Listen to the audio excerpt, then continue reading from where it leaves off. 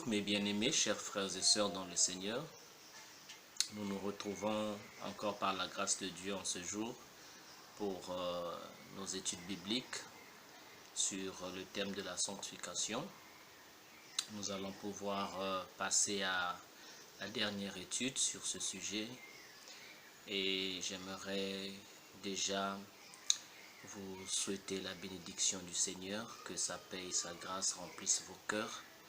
Vous tous qui aimez le Seigneur de façon inaltérable et qui attendez son retour prochain, car le Seigneur revient bientôt pour régner sur ce monde, sur tous les humains, car Dieu a fait de lui le Seigneur de toute la terre. Donc aujourd'hui, nous allons parler de marcher dans la sainteté. Marcher dans la sainteté pour mettre un clos à ces études, à cette série d'études sur la sanctification. Mais d'abord, prions le Seigneur. Dieu notre Père, merci pour ton amour, merci pour ta grâce, merci pour ta bonté. Merci encore pour cette opportunité que tu nous donnes de pouvoir partager ta parole. Merci pour ton esprit de vérité qui nous conduit dans toute la vérité. Nous prions pour sa direction, sa manifestation, sa prise de contrôle sur cet enseignement, afin que ce soit ta parole qui soit enseignée et que tes enfants qui vont le suivre puissent le comprendre, l'assimiler et le mettre en pratique. Béni sois-tu, Père, dans le nom de Jésus. Amen. Rappelez-vous, bien-aimés, chers frères et sœurs dans le Seigneur, que dans l'étude précédente, nous avons parlé des trois manifestations de la sainteté. Les trois manifestations, comment la sainteté s'exprime-t-elle ou se manifeste-t-elle? Nous avons dit, premièrement, c'est par la crainte de Dieu. Sans la crainte de Dieu, il n'est pas possible de pouvoir s'engager dans la vie de sanctification. Et ensuite, c'est la haine du péché. Donc, avoir la même attitude que Dieu a vis-à-vis du péché. Haïr le péché, détester le péché. C'est cette attitude intérieure qui nous pousse vers le bien, c'est-à-dire vers la volonté de Dieu. Et la troisième manifestation, c'était l'amour du prochain. Nous avons vu que par rapport à ce que dit la Bible, que aimer le prochain, c'est accomplir la loi. Parce que l'amour, c'est l'accomplissement de la loi. Lorsque nous aimons notre prochain, nous ne pouvons pas lui faire du mal. Et lorsque nous l'aimons véritablement dans le sens de cet amour divin, nous faisons tout le bien qui est possible à notre prochain pour son salut, pour son édification, pour sa croissance dans la foi. Et lorsque ces trois choses sont réunies en nous, alors nous pouvons véritablement marcher dans la sanctification.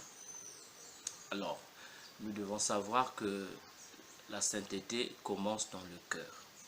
Marcher dans la sainteté, je voudrais reprendre encore notre texte initial que nous avons cité au tout début de cette série d'études. C'est 1 Pierre, chapitre 1, les versets 15 à 16. Alors, je vais pouvoir le lire dans la version français courant. Il est écrit ceci. 1 Pierre, chapitre 1, les versets 15 à 16. Mais soyez saints dans toute votre conduite, tout comme Dieu qui vous a appelé est saint. En effet, l'Écriture déclare, soyez saints, car je suis saint. Combien ces paroles sont fortes. Mais ce que plusieurs chrétiens manquent d'apprécier, c'est la norme incroyablement élevée que Dieu a placée pour la vie chrétienne. Le Seigneur nous dit, soyez saints, car je suis saint. Il ne dit pas, soyez saints comme vos frères sont saints, mais soyez saints, car je suis. Donc, il prend pour norme de référence lui-même. Et dans Matthieu chapitre 5, le verset 48, notre Seigneur Jésus-Christ a dit presque la même chose quand il déclare « Soyez parfaits comme votre Père céleste est parfait ». Donc, nous notons ici que le point de comparaison est toujours entre nous et le Seigneur. La sainteté que le Seigneur exige de nous, c'est sa sainteté à lui. Le niveau de perfection que le Seigneur exige de nous, c'est son niveau à lui. Et comme je vous l'avais dit, lorsque vous lisez le contexte de Matthieu chapitre 5, 48, il ne s'agit pas d'une perfection absolue que nous ne pouvons pas atteindre, mais c'est une perfection d'amour. Une perfection d'amour. De la même manière que Dieu aime l'homme qu'il a créé à son image, nous aussi nous sommes appelés à aimer nos semblables. Vous verrez que dans le contexte de ce texte, Jésus dit, vous avez entendu que tu aimeras ton ami, ton prochain, tu haïras ton ennemi, mais moi je vous dis, aimez vos ennemis, faites du bien à ceux qui vous maltraitent, priez pour ceux qui vous persécutent. Donc, nous savons que Dieu est saint. Et la Bible le répète plusieurs fois. Ce que la Bible dit est que la sainteté de Dieu est la norme par laquelle nos vies de tous les jours doivent être mesurées. En bref, nous devons être saints comme Dieu est saint. Cependant, c'est une pensée troublante. Et ainsi, la première réaction de plusieurs chrétiens est de donner l'excuse selon laquelle cela ne peut pas se faire. Beaucoup de chrétiens disent non. On ne peut pas être saint, ce n'est pas possible, la sainteté n'est pas de ce monde. Mais la question est pourquoi le Seigneur place une telle exigence en premier lieu? Pourquoi le Seigneur nous demande-t-il de vivre dans la sainteté, d'être saint? Est-ce qu'il veut simplement faire suspendre une carotte au-dessus de notre portée, en face de nous? S'il savait que ce n'était pas possible de l'atteindre dans cette vie, pourquoi l'a-t-il exigé? Pourquoi Dieu n'a-t-il pas simplement dit « Faites de votre mieux autant que vous le pouvez pour être saint ». Mais Dieu a dit « Soyez saints, car je suis saint ». Alors, nous allons relire un texte que nous avons lu la fois passée. Ce texte qui est bien connu, qui parle de la recherche de la sanctification. Hébreux, chapitre 12, le verset 14 à 15. Hébreux chapitre 12, le verset 14 à 15. Il est écrit ceci. « Efforcez-vous d'être en paix avec tout le monde et de mener une vie sainte, car sans cela, aucun de vous ne pourra voir le Seigneur. » C'est la version français courant. Et le verset 15 dit « Prenez garde que personne ne se détourne de la grâce de Dieu, que personne ne devienne comme une plante nuisible, vénéneuse, qui pousse et empoisonne beaucoup de gens. » J'aimerais ici, chers frères et sœurs, vous parler de la force qui peut nous aider à vivre dans la sainteté. Et cette force-là, c'est la grâce de Dieu.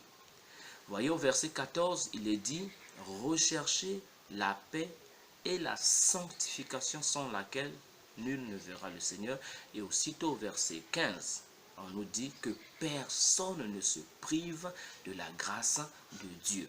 Donc, nous ne pouvons poursuivre la sainteté ni la rechercher avec nos propres forces.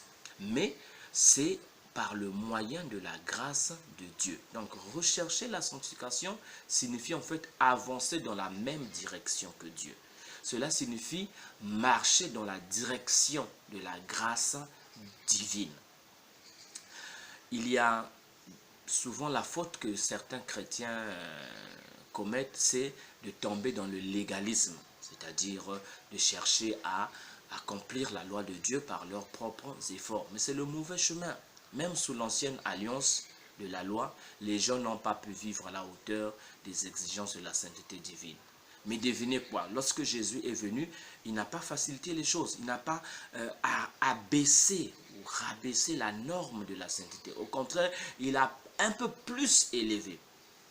Prenons l'exemple dans Matthieu chapitre 5, les versets 21 à 22. Qu'est-ce que Jésus nous dit dans ce passage? Matthieu chapitre 5 au verset 21 et 22. Écoutez ce que Jésus dit.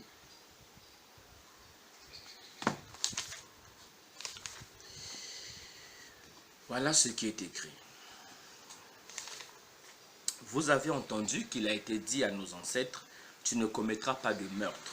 Tout homme qui en tue un autre mérite de comparaître devant le juge. Et au verset 22, eh bien moi je vous déclare, tout homme qui se met en colère contre son frère mérite de comparaître devant le juge. Celui qui dit à son frère imbécile mérite d'être jugé par le conseil supérieur. Celui qui lui dit idiot mérite d'être jeté dans le feu de l'enfer. Donc ici, Jésus fait une comparaison. Il dit dans l'Ancienne Alliance, dans l'Ancien Testament, il est dit, vous ne tuerez pas, tu ne commettras pas de meurtre. Mais Jésus dit, il ne s'agit pas seulement d'éviter de tuer quelqu'un. Avoir seulement des pensées de haine, de la colère contre ton frère équivaut à un meurtre. Donc il place la barre plus haute. Et au verset 27 à 28, il dit, vous avez entendu qu'il a été dit, tu ne commettras pas d'adultère. Eh bien moi je vous déclare, tout homme qui regarde la femme d'un autre en la désirant a déjà commis l'adultère avec elle en lui-même. Donc là encore, nous connaissons la loi qui dit tu ne commettras pas d'adultère, mais pour le Seigneur Jésus, l'acte extérieur d'adultère ne suffit pas en fait pour que quelqu'un soit condamné. Mais avoir juste des pensées de convoitise vis-à-vis d'une femme mariée, c'est aux yeux du Seigneur égal à commettre un acte d'adultère. Donc voilà comment le Seigneur nous fait quitter le domaine de l'action extérieure à l'attitude intérieure.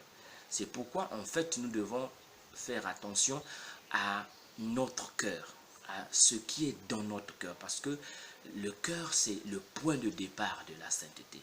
C'est là que tout commence. Lorsque les gens tombent dans le piège du légalisme de la loi, en fait, ils ne peuvent pas réussir à vivre dans la sanctification. Ce n'est pas possible. Lorsque vous faites des lois, par exemple, aller à l'église chaque dimanche, assister à la réunion de prière, jeûner régulièrement, payer sa dîme chaque mois ou chaque dimanche, lire sa Bible chaque jour, témoigner chaque jour, quand les chrétiens prennent ces choses comme étant des lois et se mettent à les observer pour plaire à Dieu, ça c'est ce qu'on appelle le légalisme. Et il n'y a que deux résultats possibles lorsque nous pratiquons le légalisme. Le premier résultat c'est l'échec. Parce qu'il est impossible d'observer les normes de la sainteté de Dieu par nos propres forces. Ça, nous allons échouer complètement et lamentablement. Deuxièmement, la deuxième conséquence, c'est la propre justice. La personne qui obéit ou qui accomplit ces choses va se considérer comme quelqu'un qui a mérité, qui a obtenu un diplôme de Dieu. Alors, parce qu'il a choisi ses propres commandements auxquels il veut obéir, il se fait une apparence de ce qu'il est, de ce qu'il n'est pas intérieurement. Et il se croit meilleur que d'autres chrétiens. Ça, c'est la propre justice. Et ça encore, c'est une abomination aux yeux du Seigneur. Mais Dieu a planifié quelque chose d'entièrement différent pour notre vie. Il n'a pas prévu l'échec ou la propre justice. Ces deux choses se manifestent quand nous nous comparons à nous-mêmes. Mais quand nous nous comparons à Dieu, nous ne pouvons pas compter sur notre propre justice. Ce n'est pas possible. Et ce que nous devons savoir, c'est que Dieu sait ce que nous sommes. Le psaume 103, le verset 14, il est dit que Dieu sait de quoi nous sommes formés. Il sait que nous sommes poussière. Il connaît notre faiblesse. Donc, lorsqu'il dit « Soyez saints comme je suis saint », il ne planifie pas notre échec. Non, au contraire. Il nous place dans la condition de recevoir sa grâce. Lorsque nous reconnaissons que nous ne pouvons pas atteindre le but que Dieu a fixé pour nous par nos propres forces, qu'est-ce qui arrive? Nous plaçons notre confiance en Dieu. Nous nous reposons sur sa grâce. Nous laissons la grâce de Dieu agir dans nos vies. Je vais vous inviter à parcourir le passage de Tite, chapitre 2, les versets 11 et les versets 11 à 14. Dans Tite, chapitre 2, les versets 11 à 14, parlant de la grâce de Dieu, l'apôtre Paul écrit ceci à Tite. Car la grâce de Dieu, source de salut pour tous les hommes, a été manifestée. Elle nous enseigne à renoncer à l'impiété et aux convoitises mondaines et à vivre dans le siècle présent selon la sagesse, la justice et la piété, en attendant la bienheureuse espérance et la manifestation de la gloire de notre grand Dieu et Sauveur Jésus-Christ. Il s'est donné lui-même pour nous afin de nous racheter de toute iniquité et de se faire un peuple qui lui appartienne, purifié par lui et zélé pour les bonnes œuvres. Voilà, donc, ici, on nous dit que la grâce de Dieu, source de salut pour tous les hommes, nous enseigne à renoncer à l'impiété et aux convoitises mondaines. Donc, on peut dire que la grâce de Dieu nous pousse à la sanctification. La grâce de Dieu nous instruit à marcher dans la sainteté. Donc, lorsque nous nous reposons sur la grâce de Dieu, nous avons là la force de pouvoir marcher dans la sanctification. Il y a une deuxième force. La deuxième force, nous la trouvons dans 1 Jean chapitre 5, les versets 3 à 4. 1 Jean chapitre 5, les versets 3 à 4. Il est écrit ceci. En effet, aimer Dieu implique que nous obéissions à ses commandements. Et ses commandements ne sont pas pénibles. Car tout enfant de Dieu est vainqueur du monde. Et le moyen de remporter la victoire sur le monde, c'est notre foi. 1 Jean chapitre 5, les versets 3 à 4. Je viens de lire la version français courant. Alors, marcher dans la sainteté, c'est obéir aux commandements de Dieu. Et on nous dit que les commandements de Dieu ne sont pas pénibles. Mais qu'est-ce qui peut nous donner la victoire? Il est dit, c'est notre foi. Donc la deuxième source de puissance qui peut nous aider à marcher dans la sainteté, c'est la foi.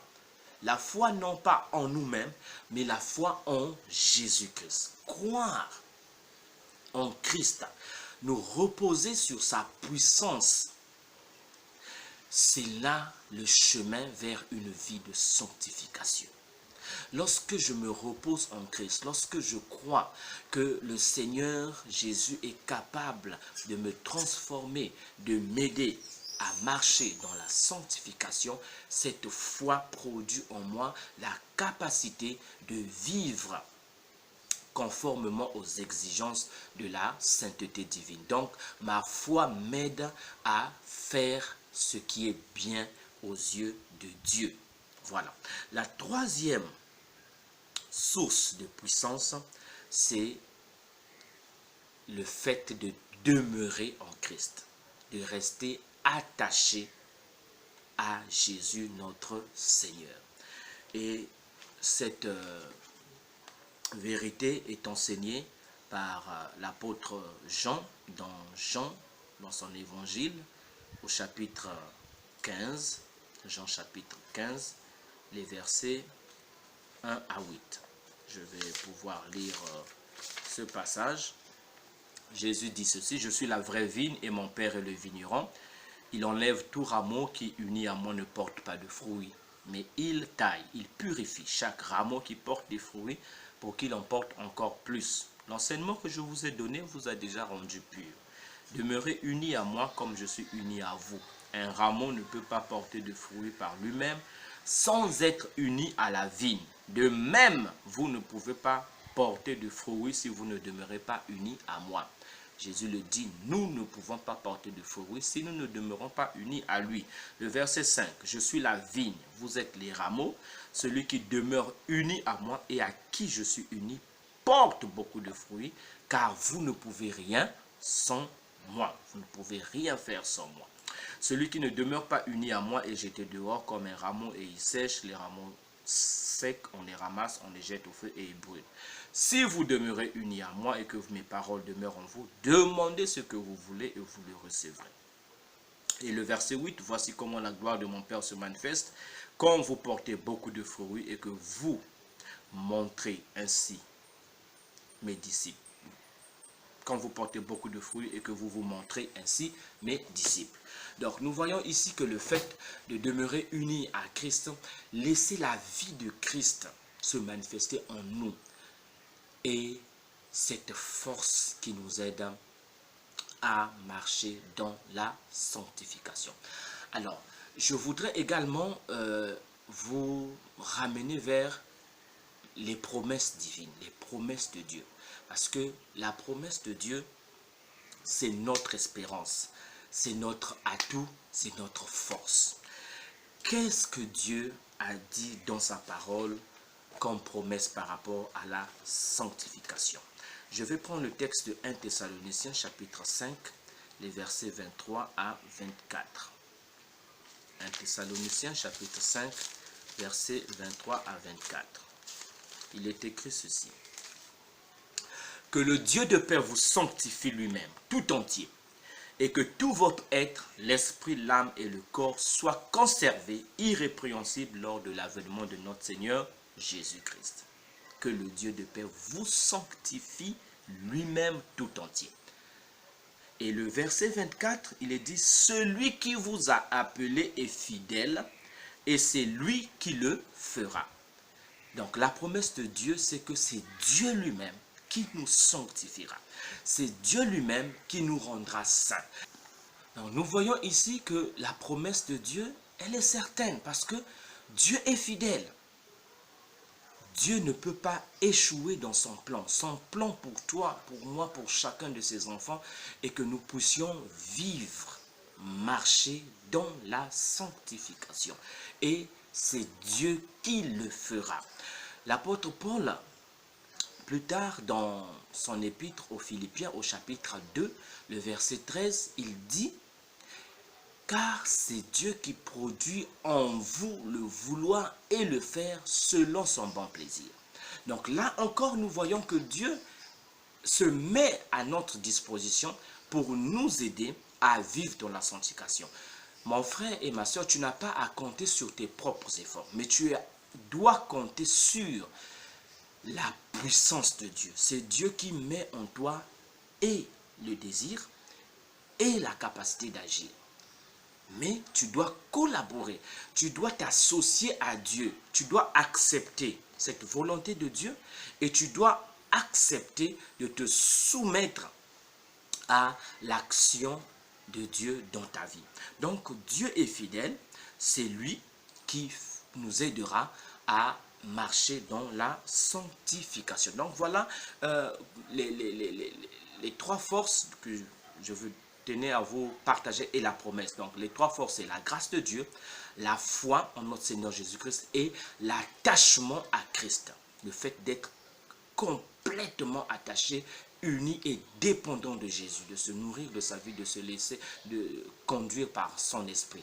Et troisièmement, la promesse, c'est que c'est Dieu lui-même qui s'est engagé à produire cette vie de sanctification dans nos vies. Alors, ce que je voudrais également partager avec vous, toujours dans la marche de la sanctification, il y a trois parties dans la sanctification, trois parties de la sainteté. La première partie, c'est la justification. Ça, c'est le don que Dieu nous fait.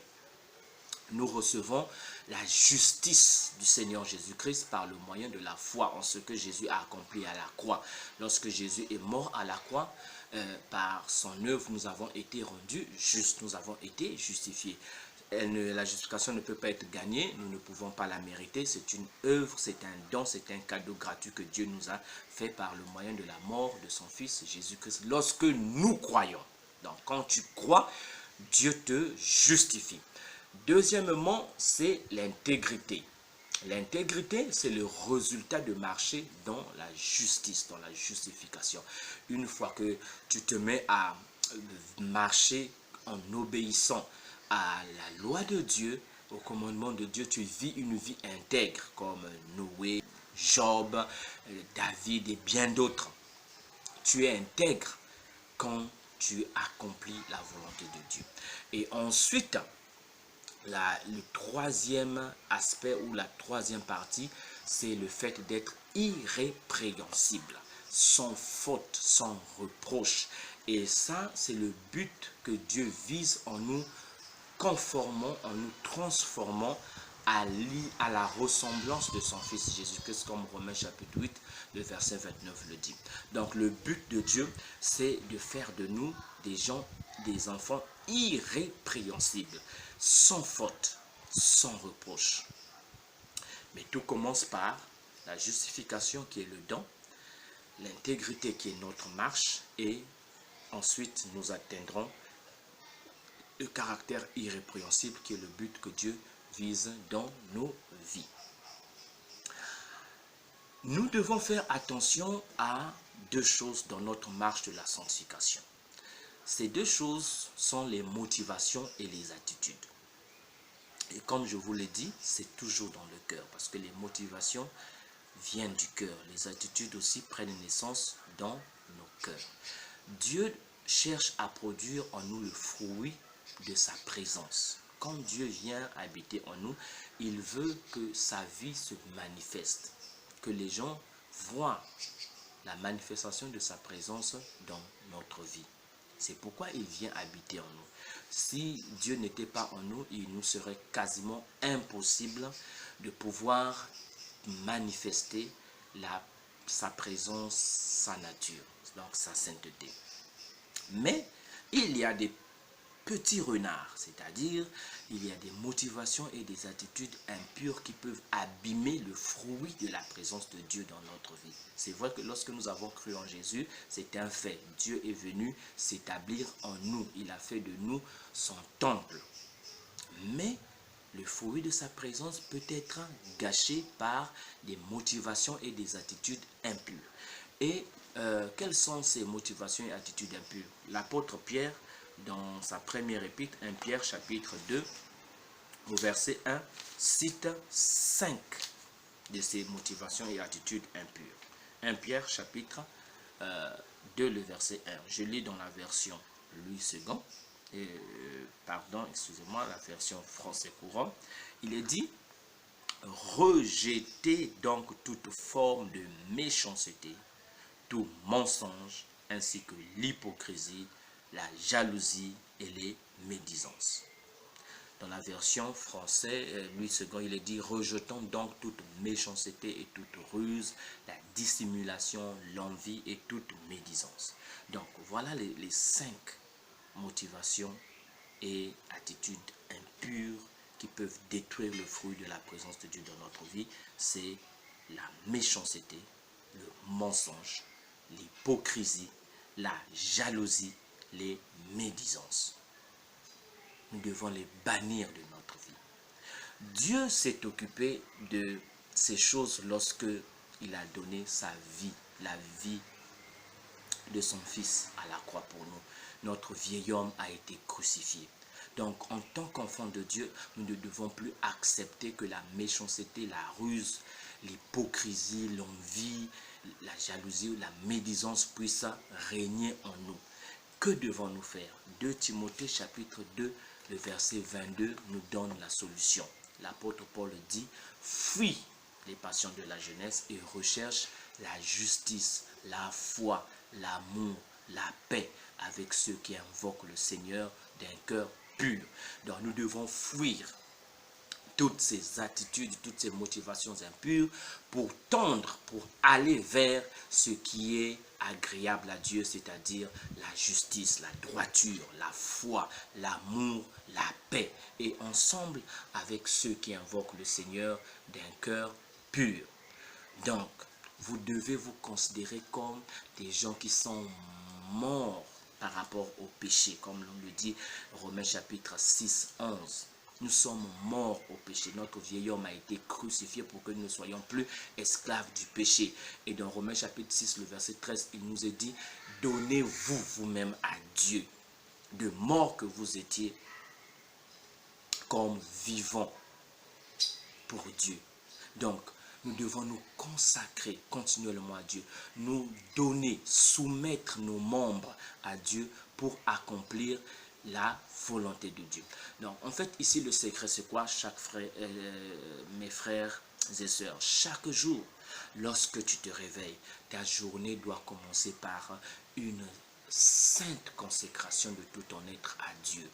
Rappelle-toi Romains chapitre 12, où l'apôtre Paul dit, je vous conjure par les compassions de Dieu à offrir vos corps comme un sacrifice vivant, saint et agréable à Dieu, ce qui sera de votre part un culte raisonnable. Chaque jour, tu dois commencer ta marche avec le Seigneur par le renouvellement de ta consécration à Dieu. Le feu de la consécration ne doit jamais s'éteindre. Sans cette consécration, tu ne pourras pas marcher dans la sanctification. Une fois que tu t'es donné à Dieu, alors tout au long de la journée, tu devras laisser le Saint-Esprit te conduire, te donner la force, parce que Dieu nous a donné son Saint-Esprit qui est l'Esprit de sainteté pour nous aider à marcher dans la sainteté. Et qu'est-ce que le Saint-Esprit fait? Il nous éloigne du péché, il crée en nous la haine du péché, il nous donne le discernement concernant le mal que nous devons fuir et il nous attire vers ce qui est bien, vers ce qui est agréable, ce qui est juste aux yeux de Dieu. Et lorsque nous marchons conduits par le Saint-Esprit, en gardant la foi et en restant attachés à Jésus-Christ notre Seigneur, le fruit de notre vie, c'est une vie de sanctification. Bien que ce ne soit pas une vie de perfection, je vous le dis encore, ce n'est pas la perfection absolue, mais c'est une marche. La sanctification est une marche progressive. Et plus que nous progressons dans la sanctification, dans la connaissance de notre Seigneur et Sauveur Jésus-Christ, plus nous avons une plus grande haine du péché, ce qui nous semblait un peu superficiel devient sérieux lorsque nous comprenons ce que Dieu nous enseigne par sa parole et nous commençons à bannir ces choses de notre vie et nous avançons, nous nous approchons plus de Dieu. Donc pour un peu résumer ce que toute cette sanctification veut dire, c'est que la sanctification n'est pas seulement une question de distanciation vis-à-vis du péché, mais c'est beaucoup plus une proximité de cœur vis-à-vis de Dieu. Donc, nous vivons dans la sanctification lorsque nous vivons plus près du cœur de Dieu, ou encore lorsque notre cœur est plus près de Dieu, attaché à Dieu, attaché au désir de Dieu, rempli des désirs qui viennent de Dieu.